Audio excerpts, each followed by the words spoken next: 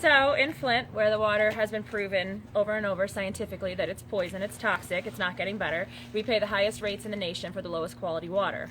We're at Mission of Hope, where their water was shut off, I think, for a $1,200 water bill. My water bill is currently $1,049 as of today.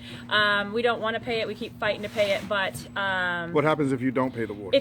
Historically in Flint, if you don't pay the water bill, they will shut you off after 90 days, cap your sewer, and then they can condemn your home. And if you don't have proper hygiene for your kids, then CPS gets called in. It's nice and wonderful. And then they could take your home. So people have lost their homes. So they cap your water. You don't have water coming in. You don't have poisonous water coming in. Yeah. And then they charge you for not having water coming into your... Oh yeah, and then if you don't pay your water bill, they will put a tax lien on your property that includes your back water bill. And people, I think 16,000 people or more, have lost their homes. So you lose your... I don't know what the value of homes are here. So let's Not say you much have anymore. Well, let's say you have a home that's worth $80,000, but your tax lien is $1,000.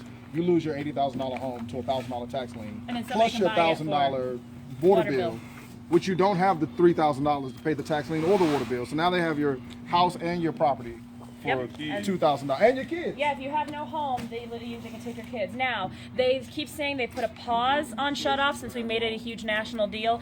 No guarantee, and we're still getting water bills. So they put a pause on shut-off, so we still got a water bill. So when that pause is lifted, we're all going to owe all this money. So we're trying to get it wiped out, and so far no help. You know, no help. And many of us are still buying our own bottled water because getting down to the fire stations is almost difficult, if not impossible. And there are some places that there aren't fire stations or grocery stores, like the North End, close to where we're at now. So let me ask you, because we don't live here. So what's the sort of the, how do you deal with it every day? How do you deal with not I mean, you don't have drinkable, tolerable water. It's citywide, right? It's citywide.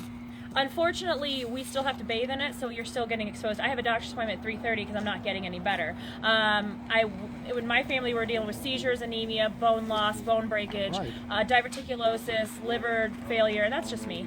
And as well as breathing issues because you're breathing in the steam from the chemicals. So what you try to do is you try to limit your kids' exposure. You plan your meals. You're adapting to... Yes, you plan your meals around how much bottled water you have. If you don't have enough bottled water, you don't get to make soup, or you can't rinse your meat and your vegetables because you're not going to use that tap water. The filters they give out don't fit my sink because I have a pull-out sprayer. Also, we just found out that in a lot of homes, it's not enough anyways. The filters aren't filtering out the high levels of lead.